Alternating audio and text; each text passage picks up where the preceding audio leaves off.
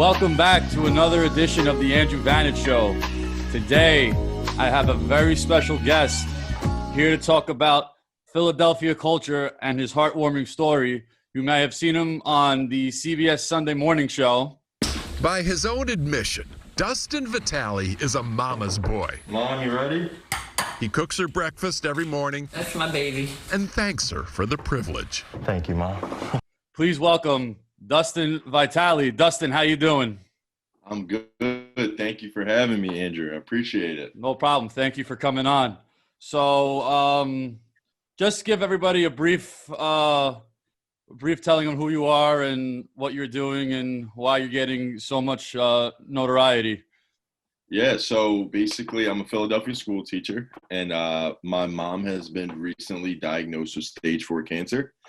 And, it's terminal. It's not looking good at all. So back in September, I asked her, hey, look, what's something that you want to do in life or where you want to go, something you want to see? And immediately she said the pyramids of Giza. So basically, I was like, all right, Mom, I can do that. Me and you will go and, we'll make this happen. But then she told me she actually doesn't want it to be just me and her. She wanted to be our whole family. So both our spouses, my brother, my sister, and their children. So it's 14 of us in total, which obviously would cost a lot of money to travel to the other side of the world with 14 people for a week. So I had to raise some money, and I came up with the idea to sell cheesesteaks that me, my mom, and my brother always make together. So I started selling cheesesteaks, and slowly but surely, our story got passed around, and it went from, famous Philly chef Michael Salmanoff to Philadelphia Inquirer, Fox Philly, all the way to CBS Sunday Morning. And it was actually aired on CBS 3 different times. So, this whole thing blew up. And, we started not even 2 months ago. We started on February 15th. And the lines are outside your house like crazy, right? Yeah, well, when we did the food truck, we had Tony Baloney from Jersey. He came and he brought his food truck. He brought his employees.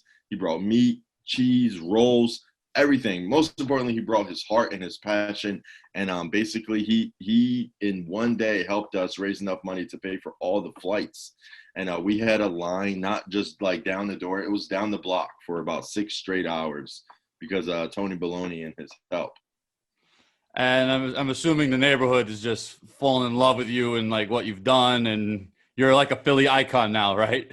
Yeah, honestly, it's been pretty awesome. My neighbors have been reaching out, and I walk down the street, and then everyone who's didn't even know who I was for a couple years is now stopping me down the block, saying what's up, asking when they could get a cheesesteak and stuff like that. So yeah, it's been pretty awesome. All this love and attention me and my mom have been getting. How far are you away from the top goal? To pay for everything, we are actually, I believe we're going to hit that today. Ooh. Hey, yeah. So very nice, very nice. Yeah. I'm thinking trying to work out a budget, and the number that I've come up with. Yeah, I believe we could hit that today. So I'm actually really excited. Today's a big day for us. very, very good things happening. Yeah, because when the pandemic started, we had yours is on a much larger scale, but we didn't know what COVID's powers were. So COVID hit my house, and my job went from working out in the field to being a stay-at-home nurse because my mother was bedridden for 50 days. Imagine being in the house with somebody, but you couldn't hug them. Yeah, that was. So I to an extent, I know your shoes because I could tell our mothers are our biggest fans. Yeah, of course. Yeah, absolutely. So I went to school. Yeah. I went to school in Temple, so I know Philly. Again, maybe a fraction compared to you. So I know North Broad Street, Cecil B, I know Center City and stuff like that. How big is the cheesesteak to the Philly culture? That your name gets to be mentioned amongst some of the names like Gino's and Pat's and D'Alessandro's and Jimmy Steaks. I can name them. Yeah. The one spot in front of Home Depot on South Philly. There you go. Rocco's. Yeah. Rocco's, yeah. Yeah, man, that's high praise, honestly. Like, I don't know if my name is up there yet.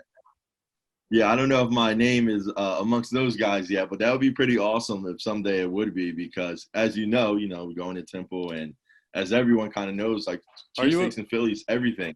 Are you a Temple owl too?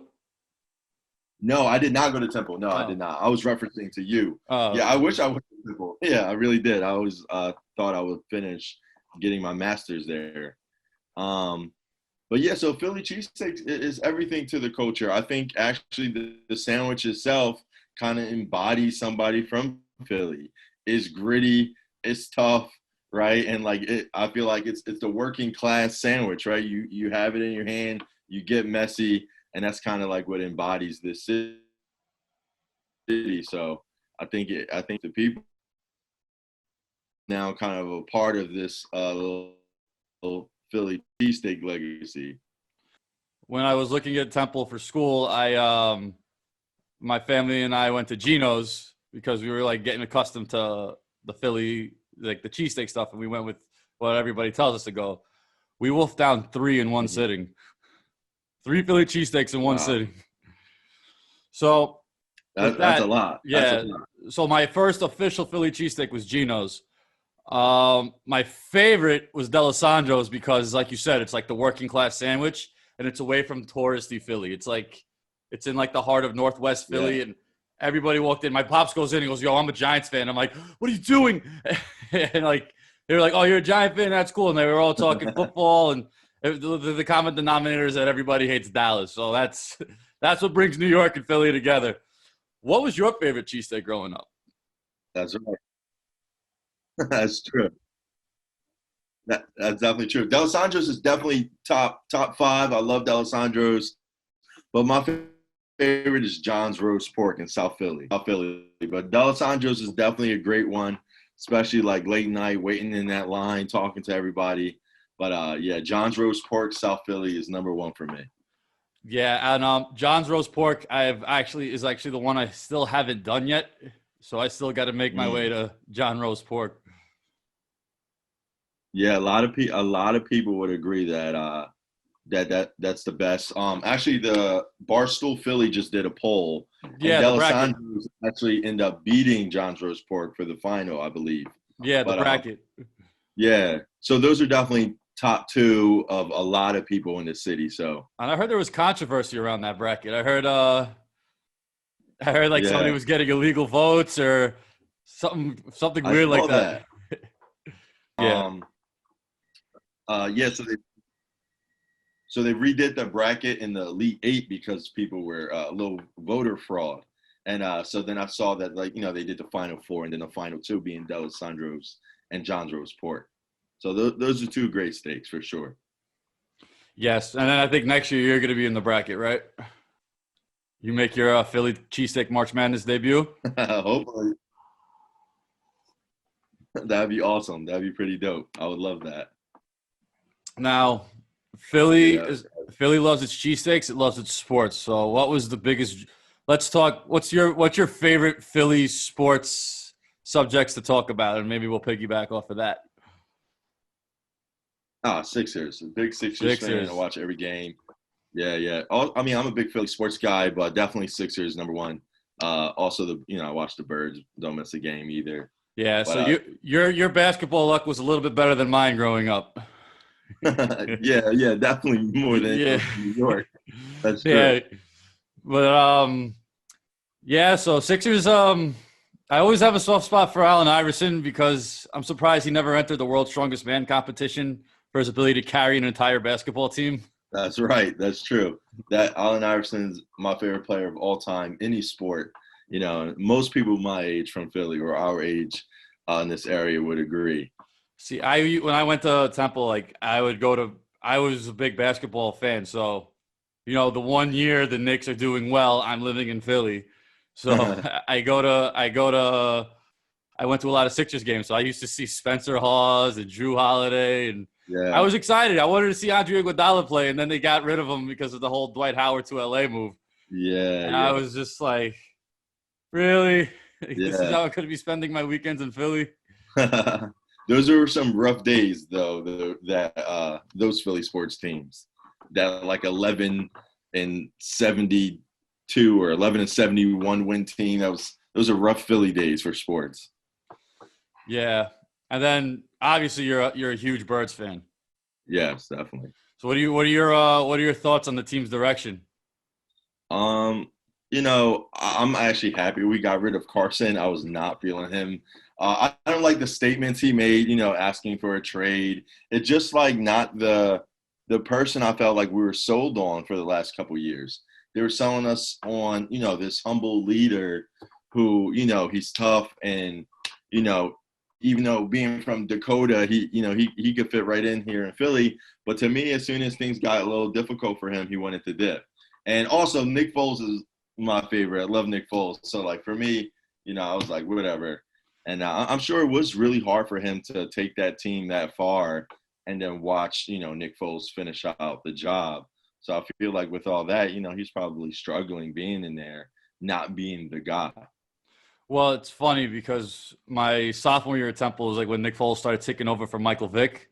Yeah. And it's going to be a little bit of a plot twist. Even though I'm from New York, I'm a Bronco fan. So I'd watch the Eagles like either before or after, depending on the game. And I saw Nick Foles throw 7 touchdowns in one game, and same year Peyton Manning did it. And I'm like, this is Philly's guy. This has to be their guy. Yeah. I transferred back home to New York, and then my friend from Temple texts me that they just traded for Sam Bradford. And I was like, are you kidding me right now? This is your guy.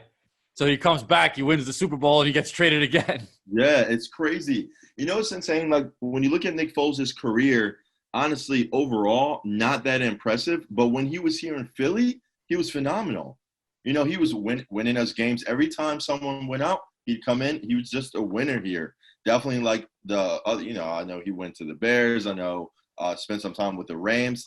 Never really that impressive anywhere else. But when he was here, he was a winner. And I really don't understand why they keep getting rid of him.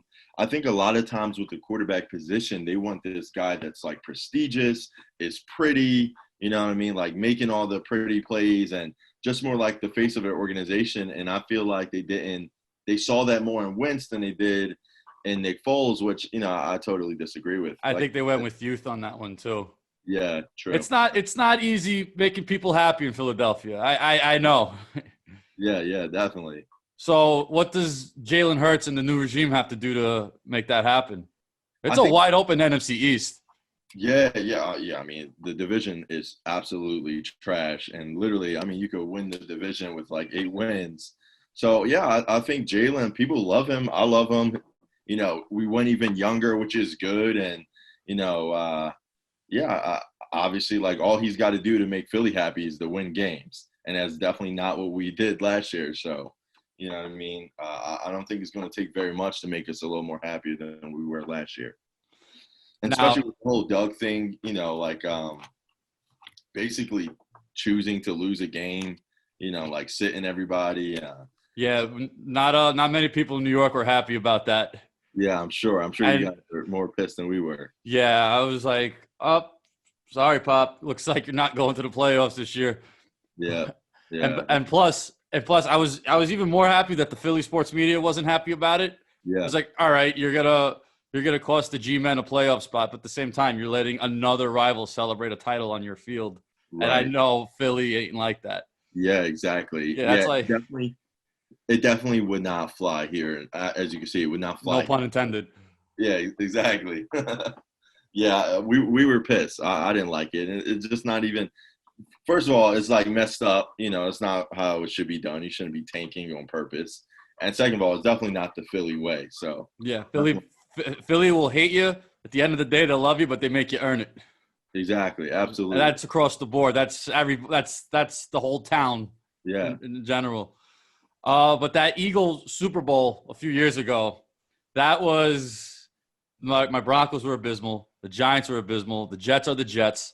So the only team in our family, because I have relatives outside of Philly and Drescher and Horsham, Willow Grove. So I've got a little bit of I speak the language of I speak that John. So with that, it was all right. They're in the playoffs. All right, they're in the NFC Championship. Donovan McNabb's worst nightmare. Okay, they're there. Yeah. So, like it went. We all like turned like it turned into anxiety. And then I see on Facebook my relatives are like tears coming down their eyes because they couldn't believe what happened. So obviously, I had friends up here who were Eagle fans. They were down on Broad Street the night they won. Yeah. And then I call my cousin and I tell her, yo, how fast can you get the guest room ready? She goes, in a minute. I'm like, all right. I'm working for ABC at the time. And right from ABC, I go straight down to Philly. My cousin's like, yo, who's at my door right now? I'm in like traditional work clothes. I'm like flapping my arms. And he's like, freak out. Yeah. So I got to do that parade. And like, that was one of the, did you go to that parade too? Yeah, of course, man. Of course. Because, some people I was surprised, like decided to go to work. Yeah, I was like right by the Rocky Steps or a little bit back from the Rocky Steps. Yeah, I was at City Hall, so I caught it in more so the beginning of the parade. But literally, I'm a school teacher. They canceled school for the day. They said, we're not having school. Like, go to the parade. And, Philly loves the Birds more than anything. So for it to be the Eagles, for it to be, our first Super Bowl, not having won a championship since the 1960s, this was huge. We cried. I cried the night we won. It's still like every once in a while it'll hit me like, yo, we really did it. We really won the Super Bowl. And, so Nick Foles is a god in Philly now. There's the statues of him. And I just remember that night, even before that, like the game against the Vikings, and it was not looking good in the first quarter. I think we might have thrown a pick six, and then we just opened them up and just blow them out. And it felt like this was our year. And then for it to go back against the Patriots and just being able to redeem ourselves, that was awesome. It's weird to say because, I like to believe I lived a good, happy life, but the Eagles winning the Super Bowl is one of the highlights of my life. You want to know a fun fact? Yeah, absolutely. I went to all three championship parades that Tom Brady lost, and that wasn't done on purpose. That was just coincidental. That's awesome. That's awesome. Now, let's talk about my least favorite part of Philadelphia, the Phillies. All right. So we just went to Philly and we just saw a beautiful start by Jacob deGrom, wasted by the bullpen in Citizens. Beautiful park, by the way. Citizens Bank Park is beautiful. Do you see us having a competitive NL East this year? Yeah, honestly, like it's been a while since I've been super excited about the Phillies. Honestly, I was huge on the Phillies back in the day as a kid, and then there was like this window where I'm like just like uninterested. Where the season was done for us come into the summer, and it was been so boring. And this has been exciting to see. The Phillies starting off with the sweep and 2-1 against the Mets. I'm excited. I'm hoping it's not competitive, obviously. But this is the first time I've been excited about the Phillies in a while. Bryce Harper threw shade because like how some teams do like pump up videos to get like the fans all riled up. Yeah. And in one of his excerpts, he does a thing for Ashburn, he does one for Mike Schmidt, and then it's like, all right, here comes the 2000s Phillies team, and he goes, Chase Utley lives rent free in Queens. I'm like, oh, it's gonna be like that. All right, okay. That's tough. Yeah. So it's gonna come down. I think it's gonna be all 5 teams in the division this year that are gonna be like clawing for division title and the wild card. It's not gonna be. I don't even think the Marlins are gonna be in the dumpster. I think they're gonna like, and if they are, they'll be good enough to like knock off wins for like teams like you and I. Yeah, for sure. And then I think the Braves just took the series against us as well, so they're looking pretty good. Yeah, Atlanta's always. It's funny. One of my closest friends, he lives out in Delco. He's he naturally hates the Mets and vice versa. Yeah. But yeah. I said, what's your thoughts on the other teams in the division? I always wanted to get like the perspective of like how Philly views the other rivals, and he just goes, "I hate Atlanta. I effing hate Atlanta." I'm like, yo. One of their best players named their kid after Shea because he hit so well against us. Like, I have more reason to hate him than you. Yeah. For sure. I feel like, though, for me, it's always New York that I hate. So, like, the Mets I hate, the Giants. Obviously, I hate Dallas the most out of anybody. But as far as like our rivals, yeah, Atlanta doesn't bother me as much as New York does. If Troy Aikman or Dak Prescott came up and wanted a cheesesteak from you, what do you do? That's a good question. I'd sell them one for sure. I'd be hoping that they'd look out with those big NFL salaries that they have. But yeah, I'd sell them one. Here's something that I didn't plan. My dad is actually a Cowboys fan. Wow. Yeah. So my dad, born and raised South Philly. Yeah, he's blasphemous. I don't really claim him over there. But he's a Philly Flyers, Philly Sixers, loves them all. But he's a Cowboys fan. The reason was the first football game he ever watched was a Cowboys Super Bowl, and he was a little boy. He said he fell in love with the Cowboys ever since. So he's a huge Troy Aikman fan. So if Troy Aikman came to buy a cheesesteak, my dad would probably lose his mind. Be bodyguard, like, hey, he's with me. Yeah, exactly. It's funny because I grew up when I was a kid. I just fell in love with the Broncos logo, and then I started watching football and seeing that logo, and that's how I became a Bronco fan. So my family sometimes they'll say I'm a traitor, or they'll rub in Super Bowl 21 where the Giants beat the Broncos, and I'm like, I wasn't even born yet. And I'm like, would you rather me wear a blue star on my hat? Right. Like, yeah, but wow, like South Philly, and he's with them boys. Yeah, he is. Unfortunately, I feel like there's a lot of sellout Cowboys fans. They're kind of like being a Lakers fan or something like that. With the Cowboys, where they got fans all around because they win a lot. As a Knicks fan that was born into like the tail end of that beautiful '90s era, and then all of a sudden just a life of mediocrity watching them with the sunspot of Melo and Stat. It bugs me when people have made the switch or follow LeBron James everywhere just so they can feel like basketball's relevant for them in June. Yeah. So for me, like, to be honest, I'm a huge LeBron fan, but I'm not a Lakers fan. My goal, I want the Sixers to win the championship. Obviously, I want Embiid to win to win MVP. But, if he doesn't and LeBron won it, I'd still be happy with LeBron winning it. But I'm not a Lakers fan in any way. But I do love LeBron. I'm not a LeBron fan, but I do respect his talent. I do respect his game. It's not like, you could be a LeBron hater, but like, let's say hypothetically, you're playing him one-on-one. Well, you're gonna be like, "Oh, you're LeBron, you suck." I'm like, no, you're gonna do your homework, or he's gonna make you look foolish.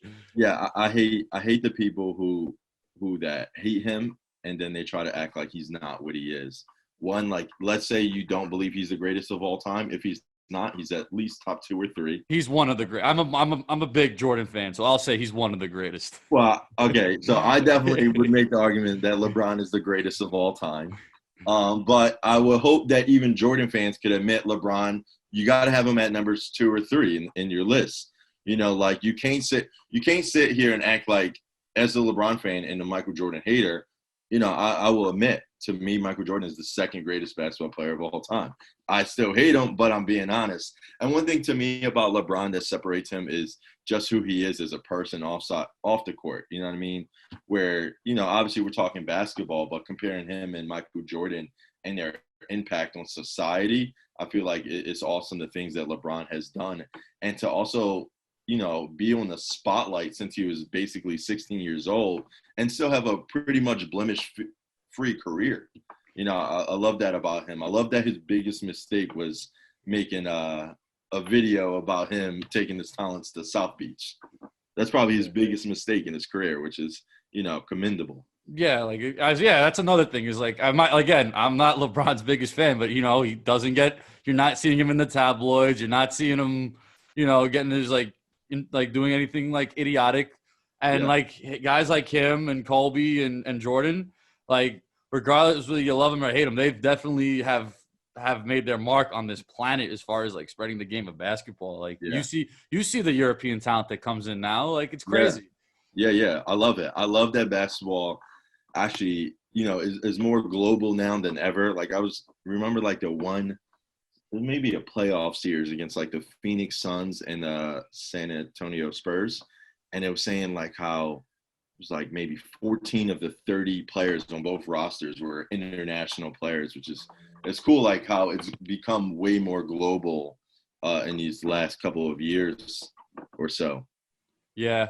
And Philly has a great. I love Philly's basketball history because, first of all, I still want to play on that court across the street from Gino's. I have to do that. Yeah, yeah. I really have to do that because I used to play on the football field there. I played for a team called the South Philly Sigma Sharks, and that was the Cowboys, that football team there. So I used to play on the football field there, but never on the court. I haven't played there either. And then when my cousin took me around Philly, just to give me like a wherewithal of the city, one of the first things he showed me was the Dr. J mural. Yeah. Yeah. It's pretty cool. Yeah. Yeah. And, yeah. That's another thing Philly has, like all those crazy dope murals. Yeah. It's actually the mural capital of the world. There's more murals in Philadelphia than anywhere else. I believe it. Yeah. Yeah. I love that. There's a lot of good Philly sports. There's a good Phillies one. Of I think the 1980 team, painted like the whole roster is there. There's a couple cool ones of Iverson. We just put up a new one of Matisse Thybulle as well, which is pretty dope. That's right in Fishtown, right across the street from another great cheesesteak place, Joe's. Yeah, I've been to Joe's. It's like diner style, right? Yep, exactly. Yeah. So they just put up a mural across the street from there of Matisse Thybulle. Yeah, and have they decided to put a mural of Gritty? I'm sure there is. I haven't seen one that I could recall, but I'm sure there's a mural somewhere of Gritty. Yeah, have him in like a suit on a fireplace, or maybe they replicate the Dr. J one, the big orange fur.